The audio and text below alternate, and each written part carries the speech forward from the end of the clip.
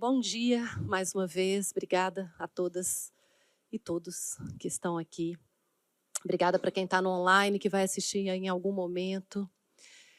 Eu não sou mãe de adolescente. Eu sou psicóloga e trabalho com adolescência e juventudes há 20 anos. Sou mãe pela Organização Mundial de Saúde, a adolescência começa aos 10, exatamente por conta das mudanças da puberdade.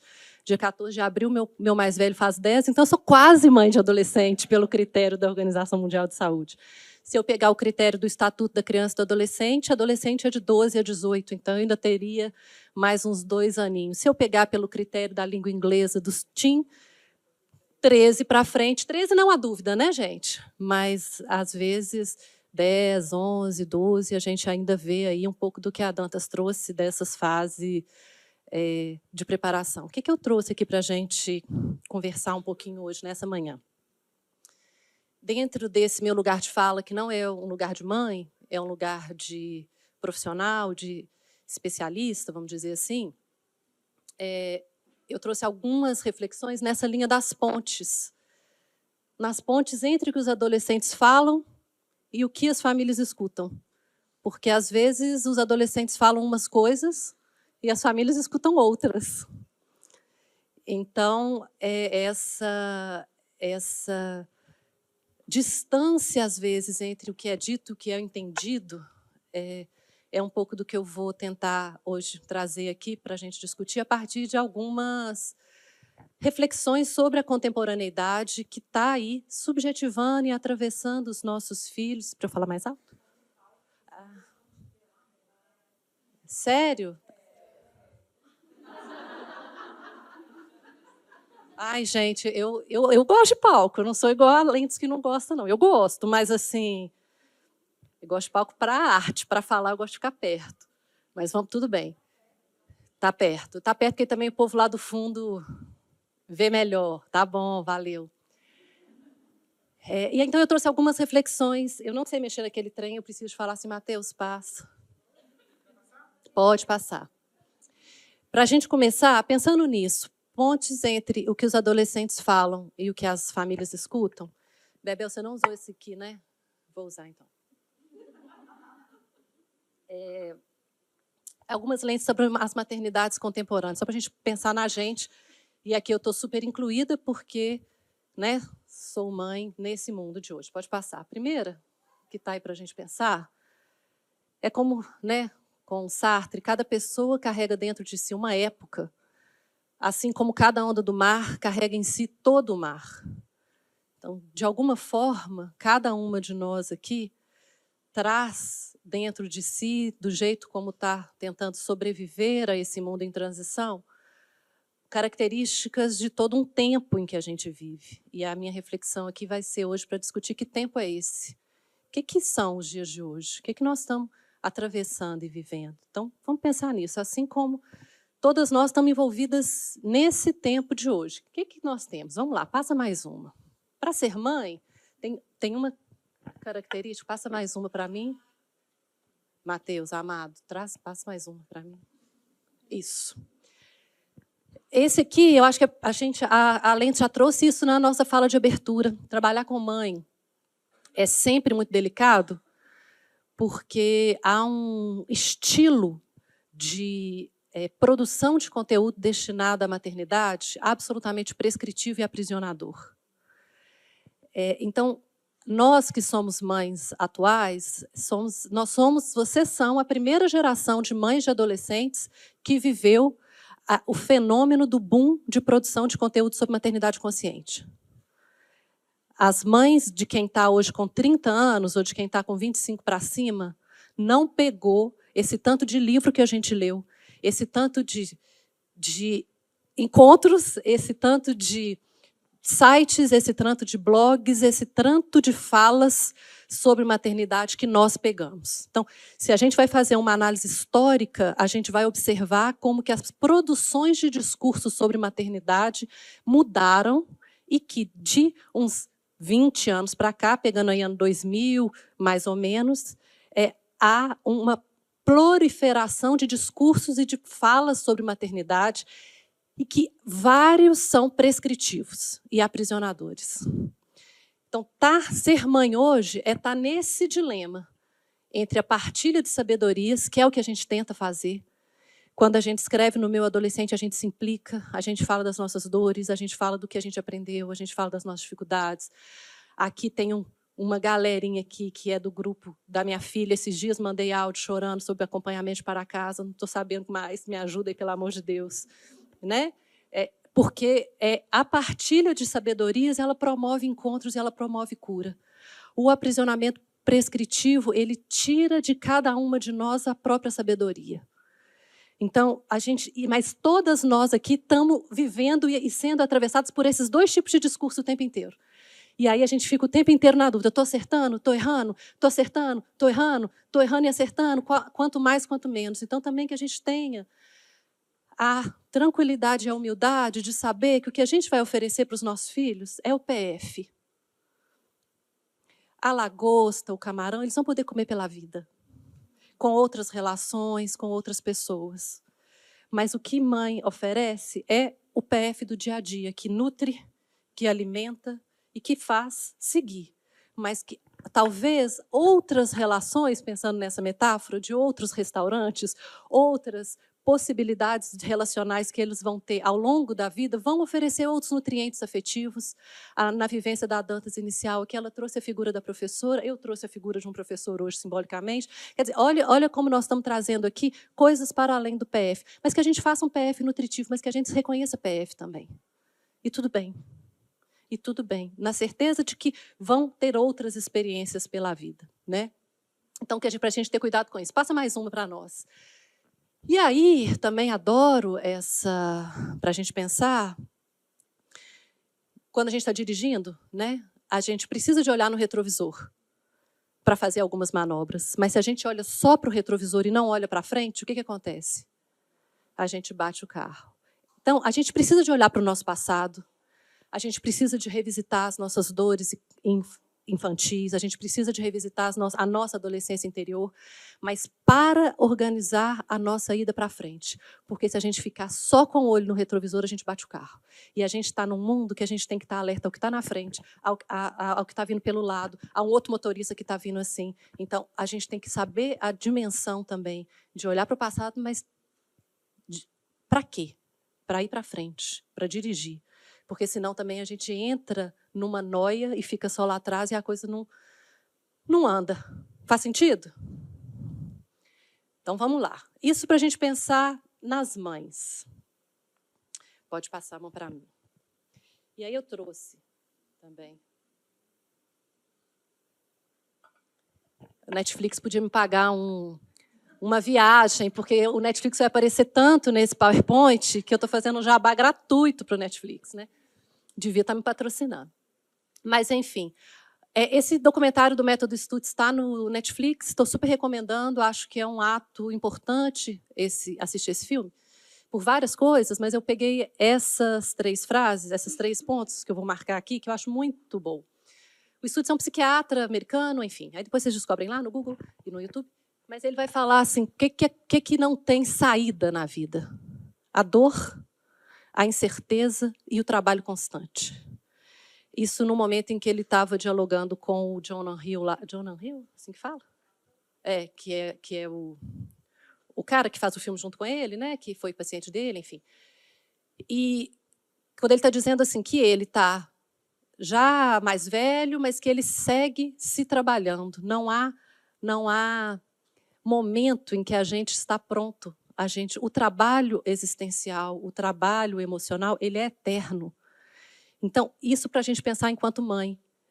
O papel de mãe não para. Minha mãe está aqui, olha lá, que linda. Levanta a mão aí, a minha mãe ali, maravilhosa, olha. E a minha mãe segue, né? Os filhos tudo criado, mas ainda no lema filho criado, trabalho dobrado. Os filhos tudo criado, minha mãe ficou viúva ano passado e precisou de lidar com 3 filhos em luto. Cada um lidando um luto de uma forma.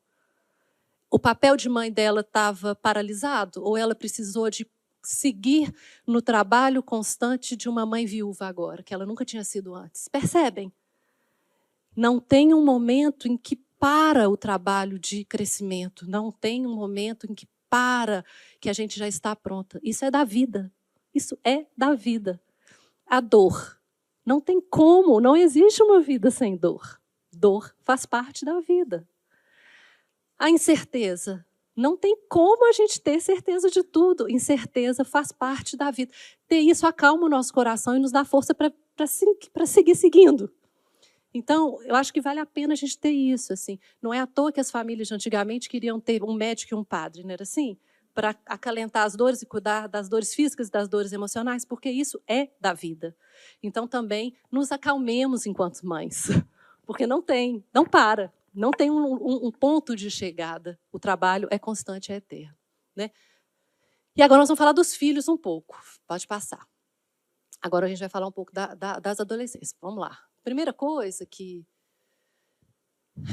eu trouxe aí algumas coisas para a gente pensar, como que o discurso do individualismo ele está atravessando todos nós. Lembra lá da primeira tela, da onda do mar? Todo o tempo, o discurso do individualismo ele atravessa a nossa geração, atravessa os nossos tempos e todas as gerações. Como que isso repercute, reverbera nos adolescentes?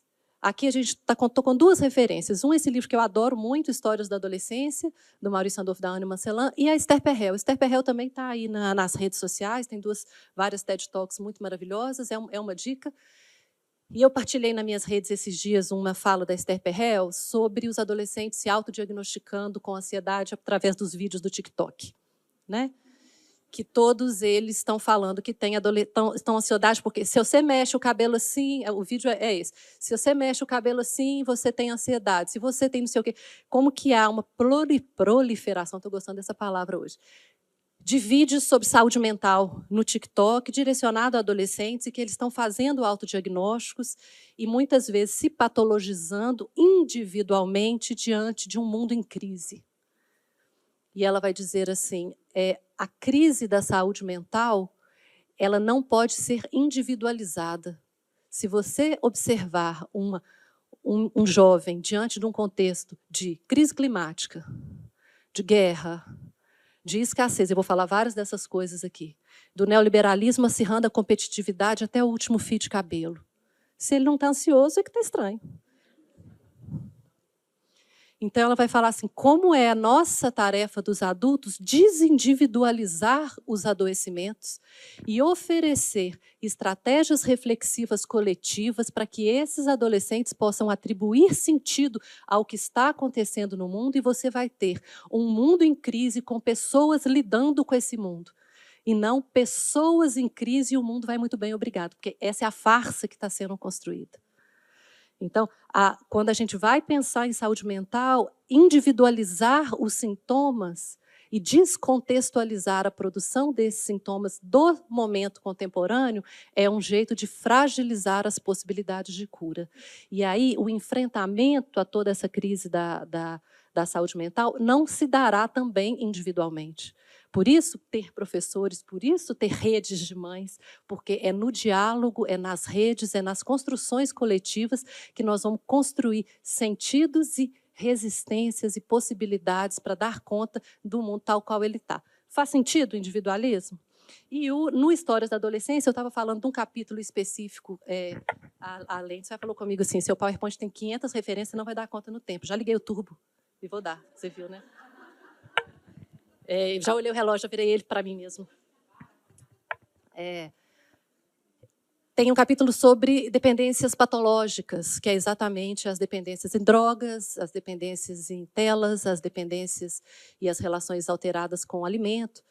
E aí ele vai discutir, eu falei disso muito no outro encontro, no primeiro, que depois a gente vai disponibilizar também, né? A aposta do livro é que as dependências patológicas são dependências substitutivas à falta de dependências saudáveis. E ele vai dizer assim, no mundo atual tão individualista, em que depender de alguém está sendo significado como uma eliminação da sua liberdade, percebam como no mundo de hoje, se você depende de alguém, você é fraco, você não é totalmente livre. Para você ser totalmente livre, você tem que ser só você. Essa discussão do individualismo exacerbado está ferrando a construção das dependências saudáveis. E ele vai discutir quais são as dependências. E aí, por isso, na ausência de dependências saudáveis, tantas dependências patológicas. Entenderam o triângulo que ele faz de análise?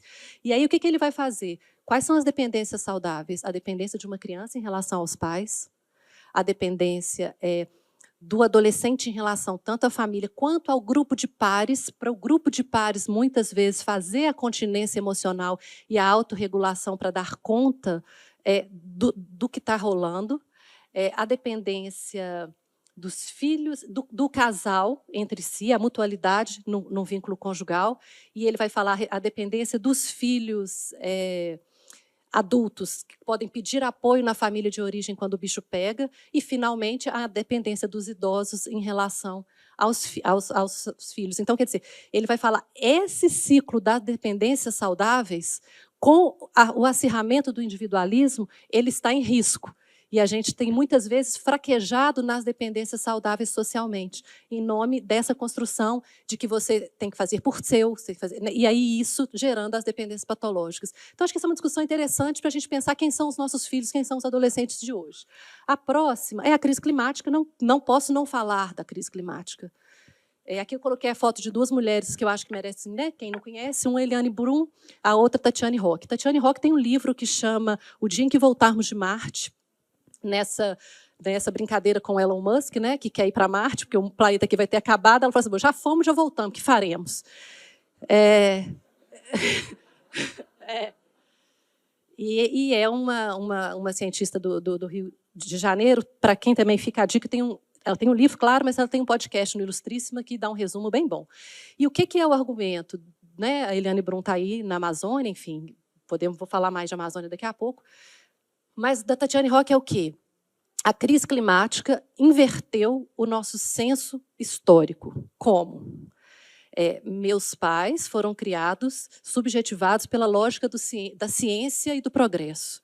Então, o futuro deles seria melhor na medida em que a ciência teria avançado e o progresso e as condições de vida seriam melhores. Concordam? Eles cresceram na expectativa de que o futuro seria melhor. A crise climática, concretizada subjetivamente pela pandemia, para os meninos, o que eles acham? O futuro vai ser pior. O futuro vai ter menos água, o futuro vai ter menos condições de vida, o futuro vai ter fome, o futuro vai ter mais catástrofe ambiental, que é real se a gente não fizer, né, uma série de coisas. Mas, pensando enquanto subjetivação dos adolescentes, é a primeira geração que tem essa inversão no senso histórico. O futuro pode ser pior. Então, eu tenho medo de crescer. Então, eu tenho medo do futuro. Então, eu vou ter mais ansiedade. Então, eu vou ter mais depressão. Então, eu vou ter mais um monte de adoecimentos aqui, porque essa inversão histórica é a primeira vez que isso está acontecendo. Faz sentido para vocês? Precisamos de discutir crise climática com os meninos? Não dá mais para não falar disso. E essa discussão ela é urgente e necessária. A gente chegou colocando nome nos copos, né? Falei com o povo, vamos colocar nome nos copos, para a gente tentar usar um só. Depois, graças a Deus, apareceu o copo de vidro. Mas já era de papel, que já é melhor que de plástico. Mas a gente tem que estar o tempo inteiro alerta aonde que nós estamos vivendo enquanto planeta Terra e aonde que a gente está, né? Como diz, vai aparecer o Krenak agora, quer ver? Ainda não, agora apareceu só o Marte 1, mas daqui a pouco vai aparecer Krenak. Assim, a gente come o planeta, mas o planeta segue se a gente morrer. Então, temos que também nos atentar a isso. E aí, outra característica aqui também dos tempos atuais, para a gente pensar, eu já falei um pouco do neoliberalismo, esse sistema de produção que vai colocando todo mundo para competir, na ilusão de que aqueles que batalham vencem, então, trabalham enquanto eles dormem, acorde 5 da manhã, seja uma empreendedora materna, não durma nada, mas ainda acorda 5 da manhã. Não é assim? Eu lembro uma época que eu estava dando aula na universidade e a minha filha passou mal a noite inteira, eu passei a noite com ela no hospital, e aí eu não fui dar aula, obviamente, mandei o atestadão lá para a PUC, abonaram minha falta de acompanhante, e aí tive a discussão na semana seguinte com os alunos. Imaginam se eu tivesse caído no discurso do empreendedorismo materno, e aí eu ia ter passado a noite no hospital com a minha filha, mas 5 horas da manhã eu tinha que estar lá fazendo live, porque trabalho. Isso é um discurso que precariza as formas de trabalho e coloca no indivíduo a responsabilidade por uma série de situações que elas deveriam ser asseguradas socialmente pelo Estado e por toda a estrutura social também. Então, a gente também tem que ter alerta com essas coisas, porque isso vai produzindo, e o que isso vai produzindo? Eu estou vendo aqui as minhas meninas de Franco, gente. As minhas alunas de Franca, de São Paulo, vieram, não é muito lindo? Olha lá, as maravilhosas. É. E as maravilhosas de Franca, a gente estava discutindo recentemente, a gente tem um processo de formação para a clínica de 13 a 30, né? Então, adolescentes e jovens. E a gente estava discutindo um grupo de jovens de 22 a 29 que sentem que fracassaram. Né? Porque dentro desse momento histórico, em que a inserção profissional, especialmente do primeiro emprego, ela é precarizada, e o discurso é, aqueles que batalham vencem, você deveria ter conseguido, subjetivamente, o grupo lá na psicologia, os meninos falam o quê? Eu sou um fracasso, eu envergonho minha família, eu não dou conta. Então, individualizando sem perceber que, calma, tá sim. A autonomia financeira hoje está vindo depois dos 30. Assim, não se iluda, tem uma coisa rolando aí social também, porque a gente vai, e aí a gente vai só murchando, individualizando e não sentindo a própria força. Mas eu coloquei como ilustração dessa tela, quem reconheceu essas imagens? Marte 1. Marte 1, o filme aqui de Contagem, filmes de plástico, para a gente pensar as possibilidades de reinvenção e a arte aí como estratégia também da gente resistir. Vamos lá. E aí, vou até sentar e tomar uma água, porque eu já fiquei empolgada, mas eu tenho tempo, viu, Lentes?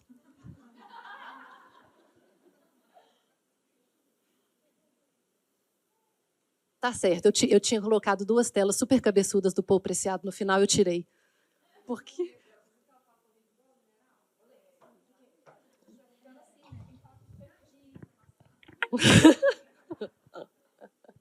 Eu sou só um pouco general. Krenak e o pensamento decolonial. Né? Essa é uma discussão muito... Esses dias eu estava num grupo também de educadores, que eu estava trabalhando com eles, e um educador estava apresentando um projeto que eles estão de estudar a América Latina. E estava me contando isso, né, das latinidades e não sei o quê, dentro desse fortalecimento da América Latina, e eu estava discutindo assim, nossa, imagina, quando eu fui professora no ano 2000, que estava fazendo 500 anos do descobrimento, e eu fiz teatro com os meus alunos na época, eu era professora de criança, da chegada do Pedro Álvares Cabral e aquela coisa toda. Falei, imagina hoje, com a discussão decolonial, aquela celebração que eu fiz da chegada dos portugueses, que hoje ela como isso seria visto. Como isso seria visto, né? Assim, isso eu estou dizendo o quê, gente? A gente está no presente, mudando o nosso olhar para o passado. E o futuro? Percebem? Eu já falei de crise climática, já falei do sistema econômico, já falei do individualismo e da crise na saúde mental. Vocês estão percebendo o que é ser adolescente hoje? Vocês acham que está fácil para os meninos? Porque, de alguma forma, a gente já está mais ancorado no mundo, que foi o que a Dantas trouxe. De alguma forma, enquanto adultos, a gente já tem mais história. E o que é história? O que é estrada? Não é história que eu queria dizer, é estrada. O que a estrada faz com a gente? A estrada oferece para a gente nuance. A gente consegue ver as coisas e a gente consegue ver mais cores, mais nuances, mais sutilezas. Quando a gente não tem, vou até fazer em pé, quando a gente, vamos imaginar, daqui eu vejo muito chapado. Na medida em que eu tenho mais estrada, eu consigo ver mais contorno. Entenderam? Em relação às experiências? A gente consegue perceber algumas situações que estão rolando e a gente consegue, com a estrada, dar um pouco... A gente está se sentindo perdido em um monte de coisa também. Não vamos negar isso. Mas a gente consegue ter um pouco mais de nuance. Os meninos, a coisa fica mais chapada. Então, por isso a tarefa adulta da mediação. Por isso a tarefa adulta das escolas fazerem rodas de conversa sobre os assuntos contemporâneos. Por isso a tarefa da psicologia de oferecer grupos e fazer rodas de conversa para mediação dos assuntos contemporâneos. Por isso a gente assiste séries junto com os filhos da gente e ficar... Mas você observou isso? Você observou aquilo? Vamos assistir o Marte 1? Olha isso, olha aquilo, olha a cena na UFMG, olha aquilo.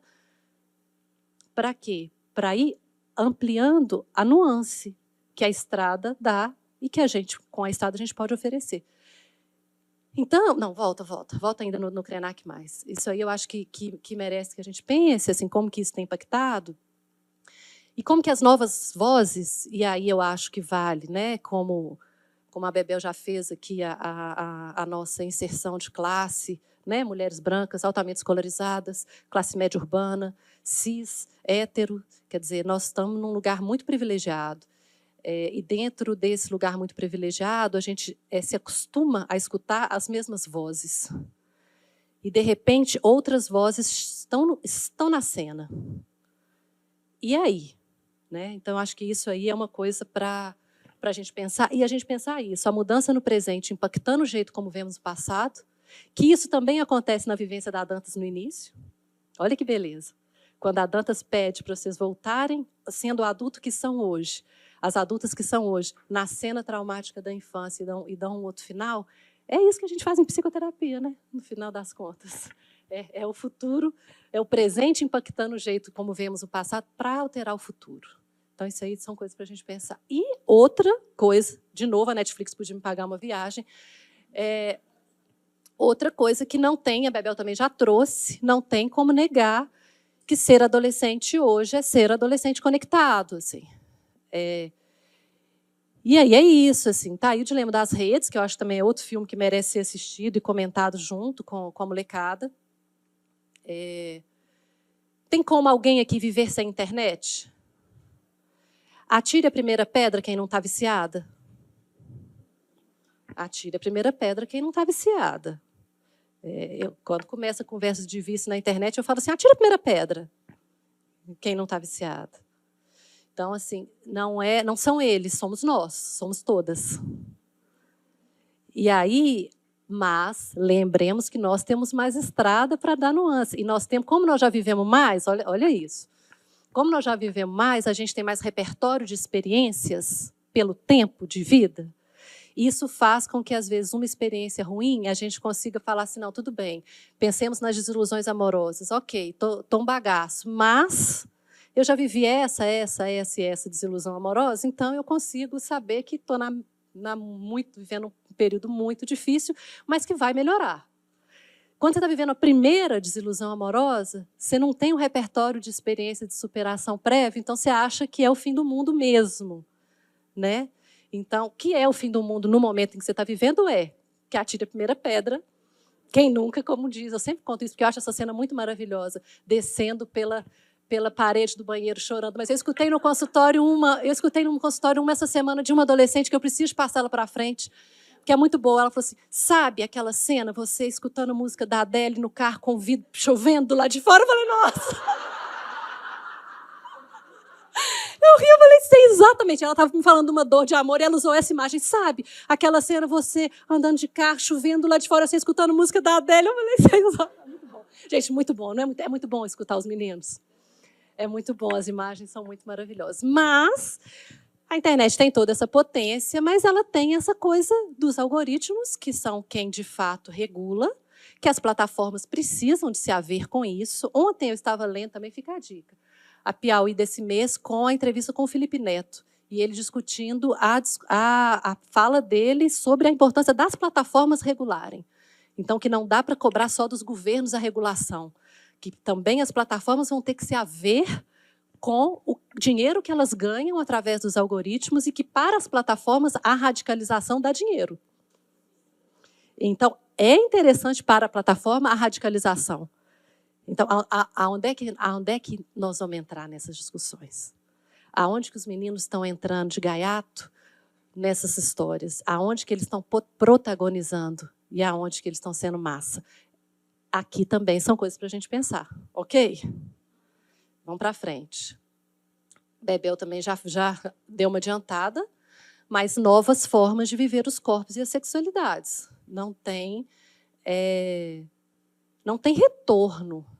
Não tem um passado nostálgico, idealizado, sacralizado, que está lá, aonde voltaremos. Né? O mundo está andando para a frente. E aí, dentro das discussões dos corpos e da sexualidade, o mundo está permitindo maior diversidade. todo mundo aqui conhece alguma história de sofrimento por causa de mofo de armário.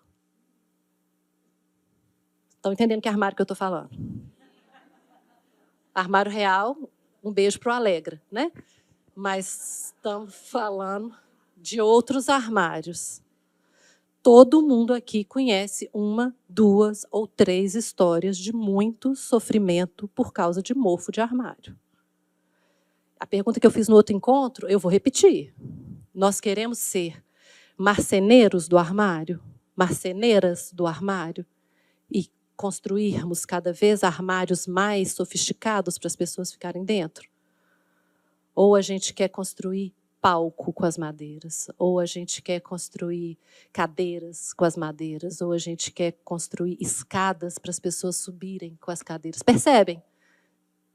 Tenhamos cuidado com o que fazemos, porque o armário produz adoecimento. E essa possibilidade, que essa geração também é a primeira geração, está vivendo muitas coisas, né? Essa possibilidade de vida fora do armário passa com uma visibilidade mais positivada, né?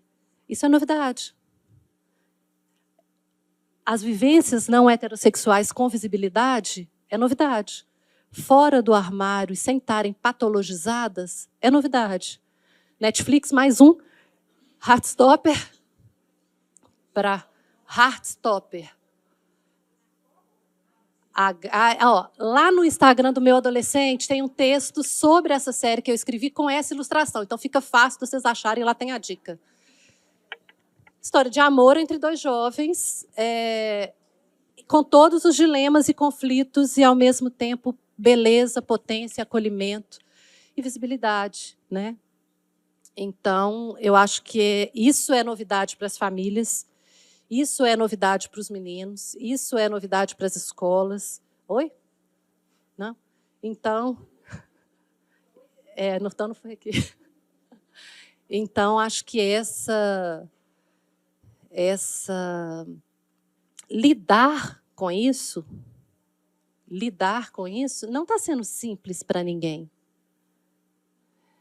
Não é que assim, está tudo tão fácil, tão tranquilo. Essa semana eu estava no consultório também acompanhando um pai de um jovem trans que eu estou acompanhando. Eu não acompanho o jovem, eu acompanho a família na transição. E o pai falou assim, eu já estava achando que eu estava super bem resolvido, eu já estava dando conta de alterar o pronome, eu já estava dando conta de ter mudado o nome, eu estava dando conta de várias coisas. Aí veio o carnaval.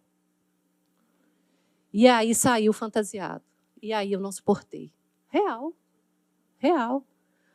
Falei, imagino que para você deve ter sido difícil, porque eu imagino que o carnaval, para muitas pessoas e muitas mães, é difícil.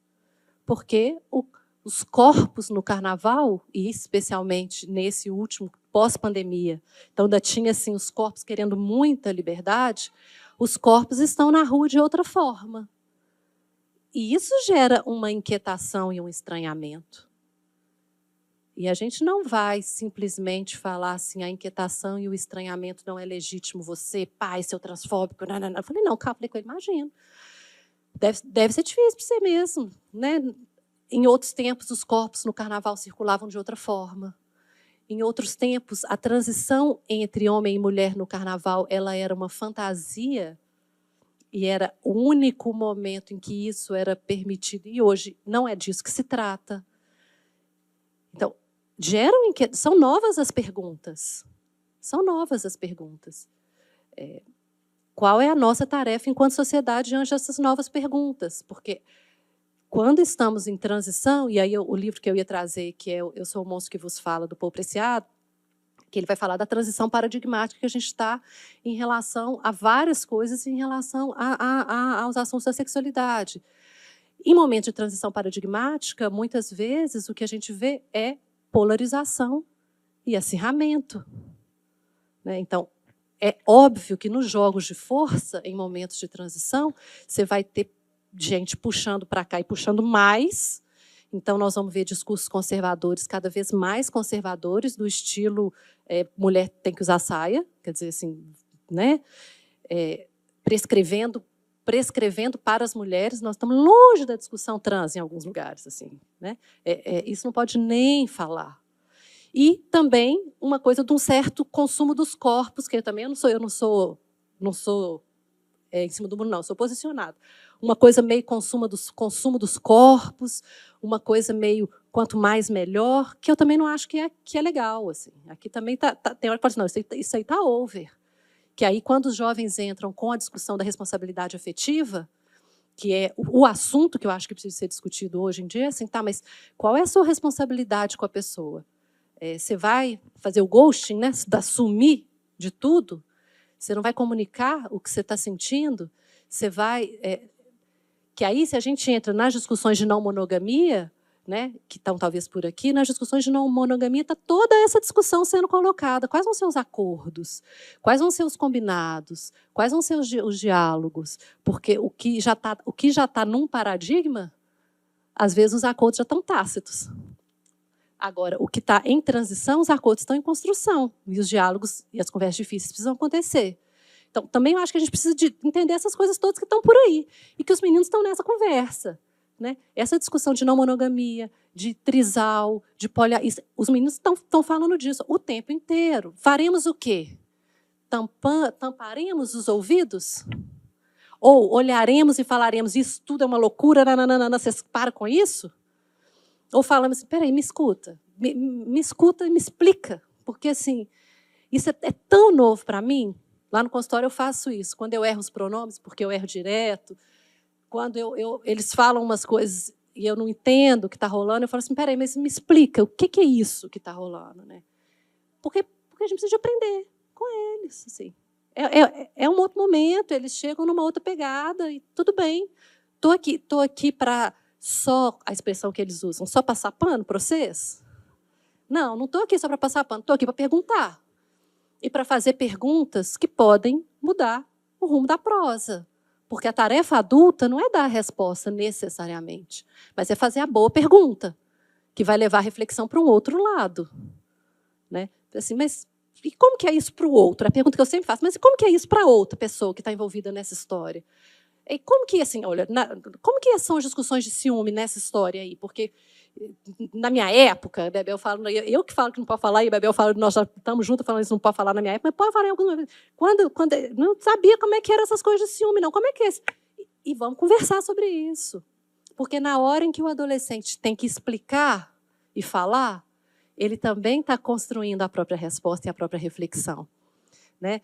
E toda a discussão, por exemplo, da educação em sexualidade, que é meu campo de militância e de atuação, é o quê?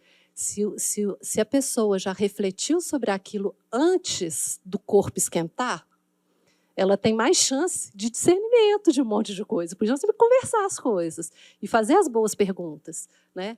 Então, isso aí.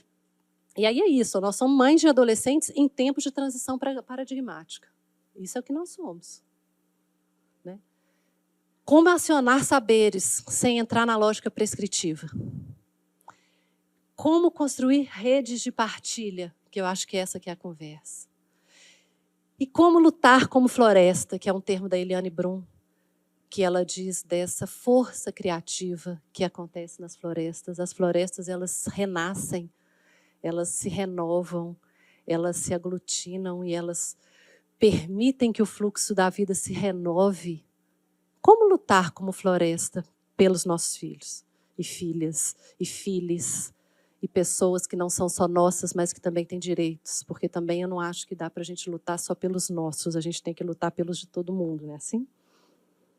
E às vezes a responsabilidade pelo bem comum, ela é diretamente proporcional ao acesso à informação e ao poder.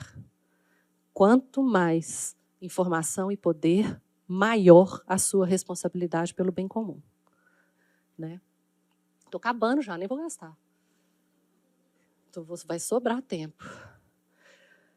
Porque a vida se inventa, a vida se cria, a vida se prolifera, e a criação, essa frase eu falei isso esses dias, eu falei, até pus meu nome, porque o povo do psicodrama mandou eu pôr esse meu nome.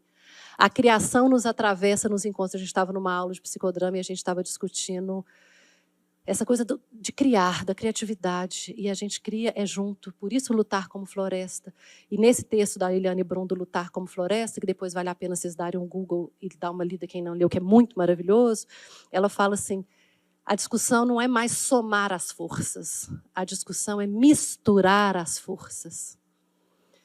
Porque dentro do mundo atual, não vai adiantar somar as forças. A gente vai precisar de misturar as forças e misturar com alianças improváveis, com forças que a gente não tinha pensado, mas para possibilitar que a gente aterre, né, aterrar num mundo que está, às vezes, dançando, para a gente ter condições de seguir.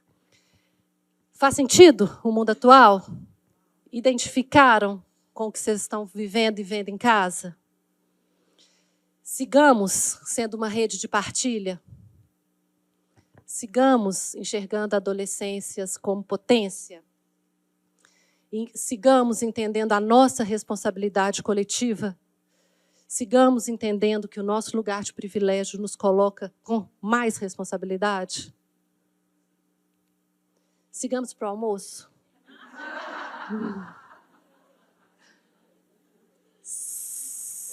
Sigamos, respiremos juntas para a gente se conectar para fechar. Vamos soltar, vamos fazer assim, olha só. A gente vai levantar os braços. Vamos ficar de pé? Isso, vamos ficar de pé. Quem está em casa, no online, fica de pé também.